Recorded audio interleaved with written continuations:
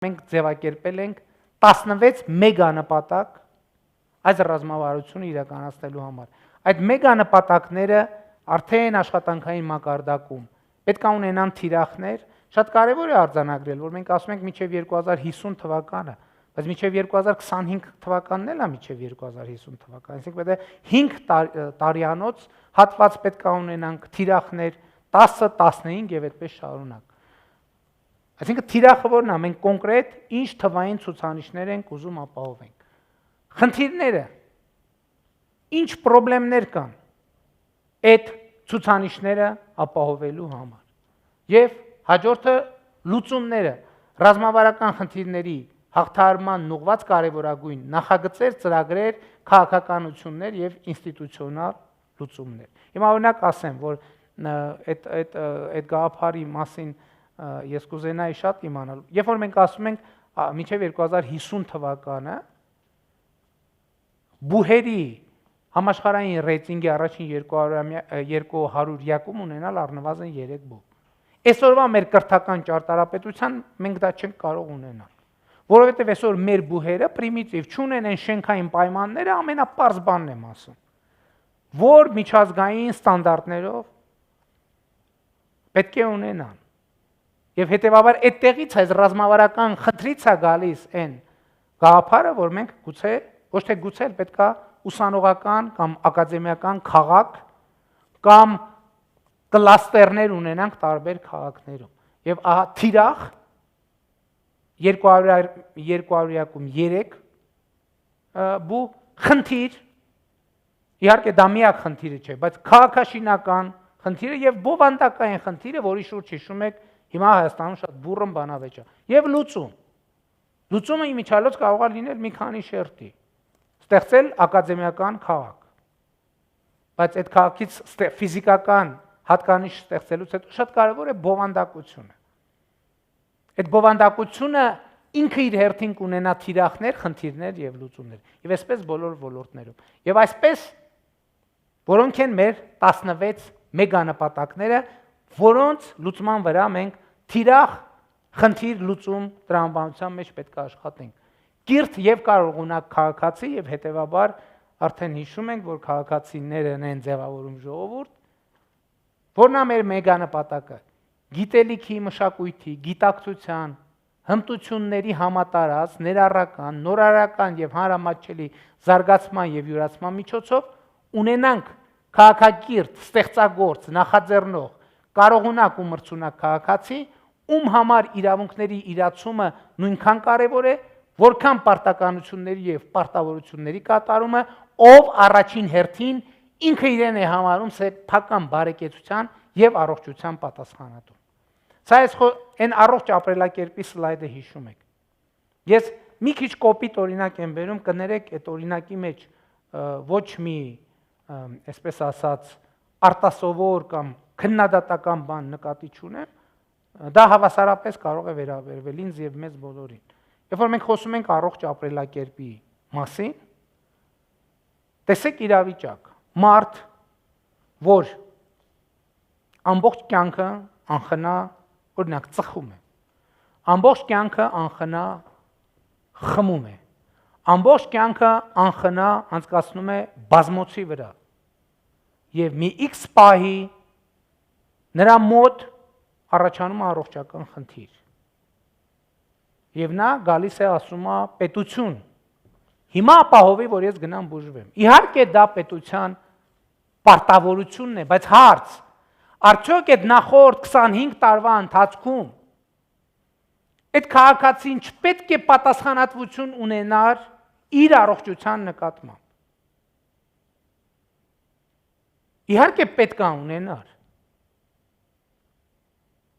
Եվ նույնը վերաբերվում է նախորդ այս տարի ճգնաժամային տարի է, հիմա մի քիչ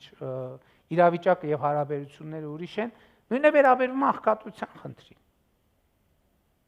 Երբ որ մենք տեսնում ենք խնդիր, ուղղակի չաշխատելու։ Այսօր էլ մենք տեսնում ենք խնդիր։ Ես օրինակ ուզում եմ ձեզ անկեղծ ասել։ Արցախի շրջանում ես տենց գյուղեր էի մտնում եւ մարդիկ կային գալիս են ինձ օրինակ մի այսպիսի երկխոսություն տեղի ունեցավ, ասեց որ գիտես բան, ես սոված եմ ապրում։ Ես մի քիչ առաջ այնտեղ ճանապարհին շինարարություն կար, այնտեղ շփվել էի եւ ինձ ասել էին որ աշխատող ենք ման գալիս չեն գտնում։ Ես այդ մարդուն ասացի գնա այնտեղ աշխատի։ Ինքը ասում է չհասկացա, ես գնամ օրը 5000-7000 դրամով աշխատեմ։ Ես ասում եմ, բայց հիմա եկեք հասկանանք, դուք սոված եք թե չէ։ Դուք ճիշտ եք ասում, որ սոված եք, որտեվ եթե որևէ մեկը սոված է, իր մոտ հարց չի ծագում, ես 5000 դրամով աշխատեմ, թե չէ։ Եվ հետևաբար, կիրթ եւ կարողունակ քաղաքացի։ Կիրթ չի նշանակում միայն իմանալ, թե որն է աշխարհի ամենաբարձր գագաթը։ Կիրթ նշանակում է նաեւ իմանալ սեփական խնդիրները եւ փորձել հասկանալ այդ խնդիրների պատճառները։ Պաշտպանված Հայաստան երկրորդ մեգանպատակը։ Այստեղ շատ բան չկա ասելու, պաշտպանված արտաքին ազդեցություններից, ագրեսիայից, ռազմական, տեղեկատվական, կիբերհարցը։ Իմիջիայլոց տեղեկատվական պաշտպանությունը շատ կարևոր է։ Այսօր մեր հանրությունը շատ խոցելի է։ Օրինակ կարող է մեկը դրսից նպատակով ասել գիտեք ինչ, ծախել եմ Ղարաբաղը։ Ասենք մեկը ինչ որ տեղից, օտար երկրից, հավաստի աղբյուրից։ Եվ Հայաստանում փոթորիկներ կբարձրանան։ Ոնց այդտով որտեղ, երբ, ինչի։ Եվ 21-րդ դարում հատկապես տեղեկատվական անվտանգությունը չպետք է անտեսել եւ մենք այսօր տեսնում ենք որ Հայաստանի նկատմամբ տարվում է տեղեկատվական պատերազմ, այդ թվում Հայաստանի ներսում գտնվող հիմա արդեն հայտնի որոշակի շրջանակների միջոցով։ Արդյունավետ եւ հաշվետու կառավարում։ Իհարկե սա պետական մարմինների գործունեությունը դասնենք թափանցիկ, հանրամատչելի, արդյունավետ, վերահսկելի եւ մասնակցային, ինչպես նաեւ կերտենք նոր ժամանակների նախաձեռնող արդյունքի միտված բարեվարկության բարձրագույն նորմերին համապատասխանող պատասխանատու եւ արհեստավար հանրային ծառայողներ։ Այստեղ շատ կարեւոր է հաջորդ հարցը, որ ցակելու է հետեւյալն է. ինչպես եք դա անելու։ Հիմա կամ միջև հիմա ինչպես ենք անում, մենք ունենք հանրային կառավարման բարեփոխումների փաթեթ, որտեղ մենք ամեն ինչ քայլ պետք է նկարագրենք, թե ինչ գործողություններ ենք անելու։ Մենք պետք է ի վերջո, գիտեմ, որ դուք էլ բոլորդ շատ բուռն քննարկվում է աշխատավարձերի թեման եւ այլն։ Պետական կառավարման համակարգում պետք է ներգրավեն բարձրորակ մասնագետներ։ Ով է ձեզնից, որ պատրաստ է բարձրորակ մասնագետ դառնալ եւ գա 78000 դրամով աշխատել պետական կառավարման համակարգում։ Եթե նույնիսկ որևէ մեկը գա, ես չեմ հավատում, որ նա գալիս է հանրային այս չափանիշներին համապատասխանելու։ Նա գալիս է բոլորովին ուրիշ խնդիր լուծելու համար։ Առողջ եւ ապահով քաղաքացի ժողովուրդ։ Ստեղծենք անհրաժեշտ բոլոր պայմանները առողջ ապրելակերպի, այսինքն այստեղ նոր անհատի մասին է խոսում, բայց քաղաքական առաջնորդությունն էլ է կարևոր։ Մենք պետք է այդ պայմանները ստեղծենք։ Առողջության պահպանման, վերականգնման եւ արդյունավետ աշխատանքային գործունեության համար, ինչպես նաեւ ապահովենք պետական ամբողջական եւ լիարժեք հոգացություն երեխաների եւ անաշխատունակ խմբերի նկատմամբ։ Երկու կատեգորիա կա, որի նկատմամբ պետությունը պետք է լիարժեք եւ ամբողջական պարտավորություն ստանձնի եւ մենք գնում ենք այդ ճանապարհով։ Մենք հիմա հայտարարել ենք իհարկե այնպես չի որ դա հիմա լիարժեք է, մենք ասել ենք մինչև 18 տարեկանների հիվանդանոցային կարիքների լուծումը ամբողջությամբ պետք է պետությունը իրականացնի։ Այսօր մենք որոշակի սեգմենտ անում ենք, որովհետև գիտեք, առողջապահությունը շատ բարդ տեղ է, սկսած բազմաթիվ նրբություններ կան, սկսած վայ այս դեղը խմենք թեզը, բայց քաղաքական խնդիրը դա է եւ անաշխատունակ խմբերի նկատմամբ, որտեղ մարդիկ նաեւ գուցե աշխատանքի մեջ դարձել են անաշխատունակ եւ այս խմբերի նկատմամբ պետությունը պետք է ունենա ամբողջական հոգացություն։ Բազմազավակ եւ բարեկեցիկ ընտանիք։ 3 եւ ավելի զավակ ունեցող ընտանիքները դարձնենք համատարած։ Բնական է հարց է ցակելու ոնց։ Հիմա մենք ունենք օրինակ այս վերջերս կայացրել ենք մի այդպիսի որոշում, որը կապված է հիպոթեկային երեխա ունեցող ընտանիքների հիպոթեկային վարկ ձեռք բերելու արտոնյալ պայմանների հետ։ Շատ կարևոր է, որ մենք հիմա որոշում ենք կայացրել, որ գյուղական համայնքներում նաև չաշխատող մայրերը կստանան խնամքի նպաստ հուլիսի 1-ից հետո ծնված երեխաների համար, իսկ գյուղական համայնքներում չաշխատող մայրերը կստանան նպաստ, իսկ աշխատող մայրերը կստանան կրկնակի ավել նպաստ։ Իրավական Հայաստան։ Ապահովենք Սահմանադրական ինստիտուտների հավասարակշռված գործունեությունը եւ համընդհանուր վստահելիությունը, ժողովրդավարությունը, իրավունքի գերակայությունը եւ օրենքի առաջ բոլորի հավասարությունը եւ այլն։ Հիմա ասենք սրա տակ էլի ես ուզում եմ մենք հստակ ընդգծենք, որ սրանք ոչ միայն կարգախոսներ են, այս կարգախոսների ներքո լինելու են եւ կան կոնկրետ գործողություններ։ Օրինակ, ժողովրդավարությունը մենք ոնց ենք ապահովում։ Եթե շատ կոնկրետ ասենք, կա մի գործողություն, բացառել Հայաստանում ընտրությունների կեղծելը, բացառել ուղղակի։ Հնարավոր է այդպիսի բան։ Այո, այդպիսի բան հնարավոր է, մի քիչ պետք է չարչարվենք, դրա մասին արդեն խոսել ենք։ Օրինակ, մարդը կարող է քվեարկել միայն մի փաստաթղթով նույնականացման քարտով։ Եվ ընդ որում բոլոր քաղաքացիները նույնականացման քարտով մտնում են տեղամաս, համակարգը ճանաչում է իրեն ավտոմատ եւ բոլոր տեղամասերը առանց բացառության on-line միացված են իրան։ Եթե մարդը միտեղ քվեարկեց, ամբողջ հանրապետության բոլոր ընտրական տեղամասերը իրենք արդեն գիտեն, որ այդ մարդը քվեարկել է եւ բացառվում է, երբ որ ինքը մտնի երկրորդ տեղամաս քվեարկելու, համակարգ կասի, որ դու այսինչ ժամին քվեարկել ես այսինչ տեղամասում։ Եվ դրանով ըստ էության մենք խնդիրը կլուծենք։ Մյուս կողմից իհարկե պայքարը ընտրակաշարքների դեմ, որը շատ հայտնի թեմա եւ շատ ուրախ եմ արձանագրել, որ մենք արդեն ունենք այդպիսի իրավիճակ, երբ որ մենք ունեցել ենք ընտրություն, որտեղ ընտրակաշարք չի եղել եւ մենք իհարկե հետեւողական շարունակում ենք պայքարը ընտրակաշարքների դեմ եւ նախկինում տեղի ունեցած դեպքերը պետք է արժանանան հիմա էլ տեղի, եթե տեղի ունենան բնականաբար համարժեք արձագանքի։ Մշակված արտադրանքի զանգվածային արտահանում։ Սա շատ պարզ, այսինքն մեր տնտեսություն, մեր շուկան շատ փոքր է եւ մեր ցանկացած տնտեսվարողի նպատակը պետք է լինի աշխարհը գրավել, աշխարհի շուկան գրավել։ Բայց ես ուզում եմ նորից մենք չթերագնահատենք մեր սպառողական վարքագիծը եւ էլի ուզում եմ բոլորիս կոչ անել, որ մենք տեղական արտադրանքը օգտագործենք, սպառենք, սկսած հագուստից։ Ես օրինակ ինձ հայկական արտադրության հագուստի, ժամացույցի, ցավոք, ինչ հնարավոր է հայկական ունենալ, պետք է ձեռք բերել հայկականը, ձեռք բերել եւ օգտագործել հայկականը։ Իհարկե, նաեւ շուկայական որոշակի տրամաբանությամբ մենք ապահովում ենք նաեւ տնտեսական մրցակցությունը, որպեսզի ձեզ չստիպենք հայկական անորակ արտադրանք գնել։ Դրա համար ազատ տնտեսական մրցակցություն, որ դուք նաեւ ձեր քվեարկությամբ իմիջիայլոց առևտուր անելը նկատել եք, դա նույնպես քվեարկություն է, որովհետեւ երբ որ մենք գնում ենք այս կամ այն քաղաքական ուժին ենք ընտրում, նույնն է, երբ որ մենք մտնում ենք շուկա կամ խանութ, գնում ենք ընտրում ենք ապրանք, եւ դա նույնպես քվեարկություն է, եւ այնտեղ քվեարկում ենք քվեաթերթիկով, այստեղ քվեարկում ենք փողով, եւ իմ կոչն է քվեարկեք հայկական արտադրանքի օգտին։ Մաքուր եւ կանաչ Հայաստան, ապահովենք շրջակա միջավայրի համատարած պահպանությունն ու զանգվածային առողջացումը,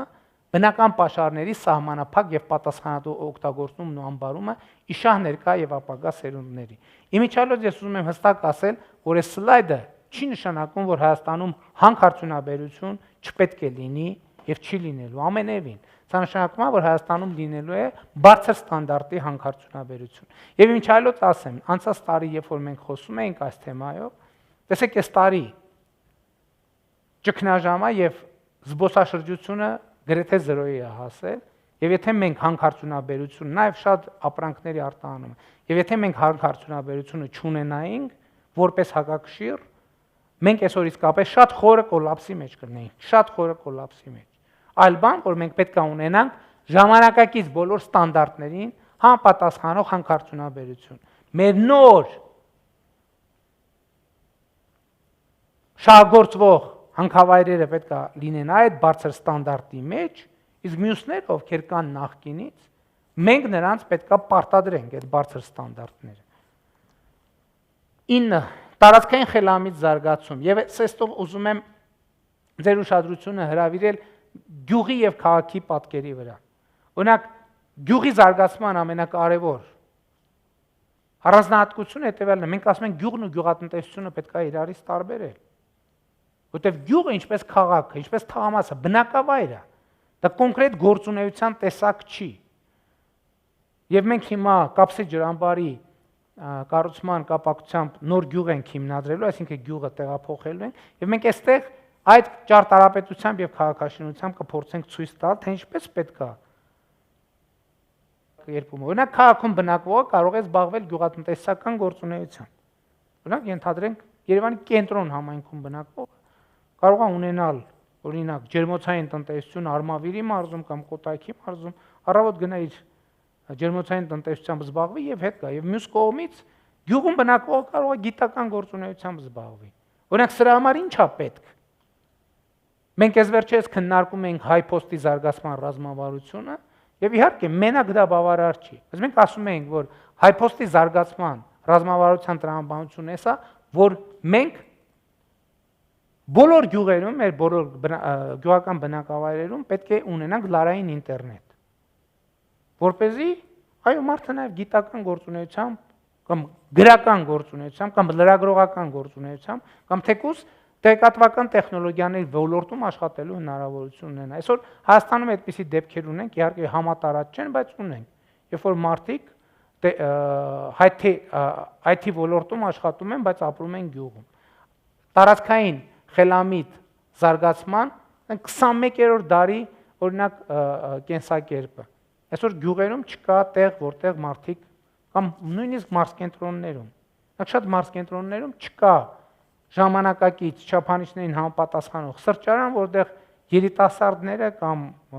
կարող են գնալ ուղակի սուրճ խմել, եւ ես ուրախ եմ, որ այս տարի մենք իրականացնում ենք մի գրանտային ծրագիր եւ հիմա քննարկում է մեկ այլ ներդրումային ծրագիր, որտեղ մենք բոլոր մարզկենտրոններում գրանտային ծրագիրը, ես ճիշտ է հիմա չգիտեմ, պիտի որ արդեն ավարտված լինի, մենք ուզում ենք, որ բոլոր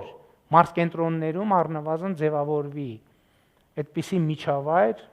պատկերավոր ասած ակումբ սրճարանային միջավայր, որտեղ նույնիսկ ամենահեռավոր քաղաքում, առայժմ միայն քաղաքում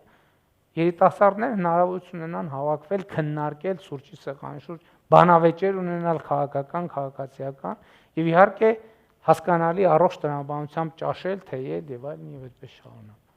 Արտադրողական եւ պատասխանատու ֆերմերություն։ Սա կապ ունի նախորդի հետ, կայացնենք նորարարական արդյունավետ բարձր ավելացված արժեք ստեղծող, սա այն թեման է, որ մի տոննա պամիդորի արտադրանքի համար քանի մարդ է զբաղված։ Այսօր Հայաստանի մեծագույն խնդիրներից մեկը դա է, որ մենք միավոր գյուղատնտեսական արտադրանք ստեղծելու վրա զբաղված են շատ մեծ թվով մարդիկ։ Եվ դրա համար այդ օգուտ չի բերում դա։ Նախ արդյունավետ չի, որ բերքը համ քիչ է, համ այդ քիչ բերքը բաժանվում է շատ մարդկանց որպես արդյունք միջև։ Եվ մենք այստեղ պետք է ունենանք այնպիսի ֆերմերություն, որը նաև պատասխանատու է շրջակա միջավայրի նկատմամբ։ Մենք այսօր ֆերմերության դեպքեր ունենք, երբ որ շրջակա միջավայրը անխնա շահագործվում է, այդպիսի խնդիր մենք ունենք ձկնարդյունաբերության ոլորտում, այդպիսի խնդիր մենք ունենք նաև հողագործության ոլորտում, պարարտանյութերի եւ այլնի չափազանցված եւ չարդարացված օգտագործման ձևով եւ այդպես շարունակ։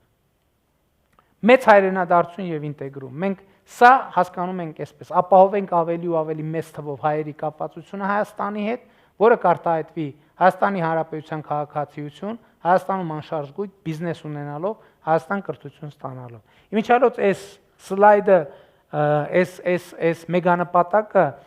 բավականին շոշափելի ծավալներով հիմա արդեն իրագործված է։ Ես չգիտեմ դուք տեղյակ եք թե չէ, բայց Հայաստանում այսօր հազարավոր մարդիկ կան, սփյուռքահայեր, ծագումով, որոնք տարվա կեսը ապրում են Հայաստանում, մյուս կեսը ապրում են որևէ երկրում, Եվրոպայում, Միացյալ Նահանգներում եւ ամենուր։ Մանավանդ 21-րդ դարում մարդկանց շարժունակության շատ բնական տեմպի մեջ մենք հայրենադարձությունը միշտ չի, որ հասկանում ենք, որ մարդը տարին 12 ամիս, ընդհակառակը մենք չենք էլ ուզի, որ մենք ուզում ենք, որ բոլորը Հայաստանի քաղաքացիները իրենք շարժունակ լինեն, հնարավորություն ունենան ճամփորդել, գնալ, գալ, ուրիշ երկրներ տեսնել եւ իմացություն, դա էլ է սովորելու իմիջիայլոց շատ կարեւոր մաս։ Ուղղակի գնալ տեսնել ուրիշտեղ ինչ է կատարվում, ոչ միայն գնալ սովորել օտար երկրաբուհերում, այլ գնալ տեսնել, ուղղակի տեսնել։ Աշխարհի հետ կապված Հայաստանը դարձնենք համաշխարհային ուղևորափոխադրումների, բեռնափոխադրումների տվյալների կարևորագույն հանգույց, որն իրար հետ է ներողություն կապում հյուսիսն ու հարավը, արևելքն ու արևմուտքը, ինչպես նաև աշխարհի հայկական համայնքները։ Վերականգնվող եւ հանրամատչելի էներգիա։ Սա գիտեք Հայաստանը շատ հարուստ է արևային պաշարներով եւ այլընտրանքային էներգետիկան պետքա մեզ համար հասանելի լինի։ Այսօր Հայաստանում ծրագրեր կան, իհարկե, երբ որ գյուղական համայնքներում եւ նաեւ Երևանում, քաղաքային համայնքներում առաջարկում են ծրագրեր արտոնյալ, բայց մենք պետքա իհարկե ծավալները ավելացնենք եւ ելի ուզում եմ հիշեցնել, այս կարգախոսի ներքո կառավարության կոնկրետ որոշումներ, ծրագրեր, գործողությունների բյուջետավորում պետքա տեղավորվի։ Այսինքն սա գործնական կյանքում հիմա առաջիկայում ենթադրենք ռեալ ժամկետը համարենք օրինակ հունվարը, կառավարության ցանկացած որոշում մենք պետք է կարողանանք տեսնել այս ռազմավարության որ տեսլականի, որ մեգանպատակների մեջ ինչ թիրախ է ինքը ձևակերպում եւ ինչ խնդիր է լուծում,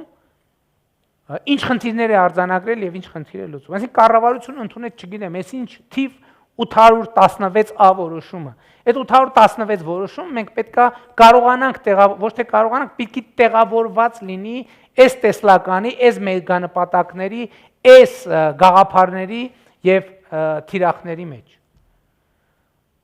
Գործարարների համար գրավիչ Հայաստան, արդեն ներդրումային միջավայրի մասին է խոսքը։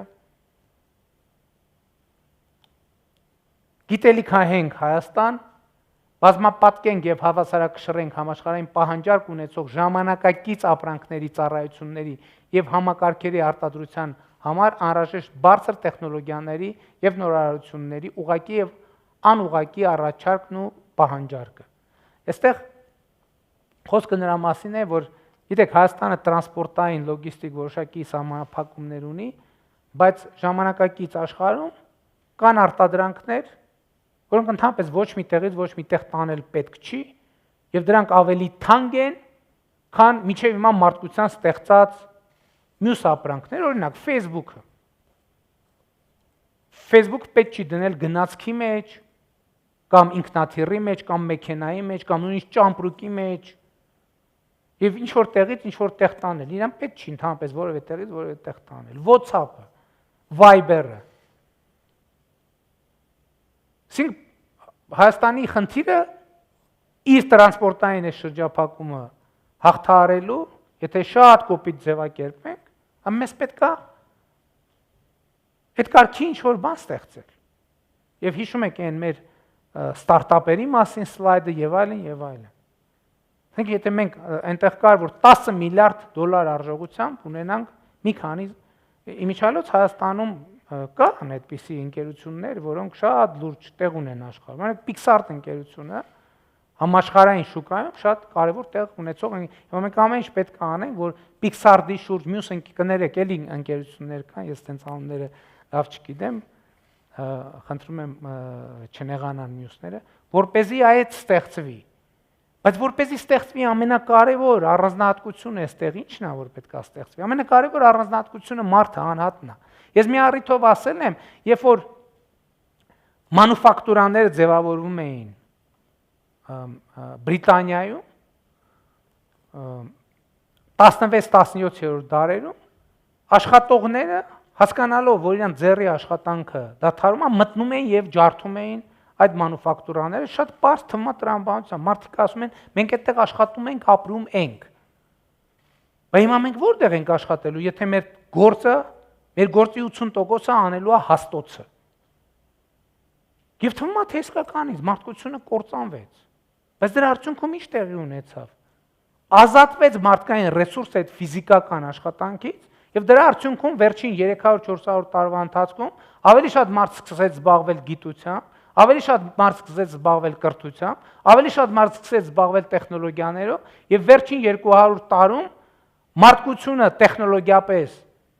այնպիսի առաջընթաց ապրեց, որ նախորդ հազարամյակներում ընդհանրապես համեմատելի չի։ Եվ հիմա մեր խնդիրն էլ է այդ, որ ավելի քիչ մարդ զբաղվի լոլիկ աճեցնելով, բայց միևնույն ժամանակ այդ ավելի քիչ մարդը ավելի շատ լոլիկ արտադրի։ Նաև գիտելիքի կրթության, նաև տեխնոլոգիայի հիման վրա։ Իսկ այն մյուսները գնան զբաղվեն հայկական Facebook-ներ, WhatsApp-ներ, չգիտեմ, ինչ որ մի բան։ Ես հիմա չեմ կարող ասել ինչ, որովհետև եթե ասեմ ինչ, կնշանակի այդ արդեն ստեղծված է, եւ հետեւաբար պետք է ստեղծեն ինչ որ բան, որը դեռ ստեղծված չի եւ որը կփոխի աշխարհը եւ առաջին հերթին Հայաստանը։ Եվ այս ամեն ինչի արդյունքում մարզական, տնտեսական եւ այլն ճանաչված, հարգված եւ հյուրընկալ Հայաստան։ Ստեղծենք աշխարհում ճանաչված եւ հարգված Հայաստանի գործուն կերպար, զանգվածային կարգով ներգրավենք թիրախային այցելուների,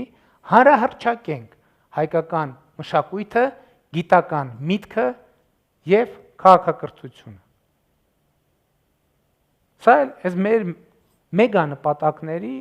այսպես ասած, եզրափակիչ մասը։ Մենք մեր ինքնությունը,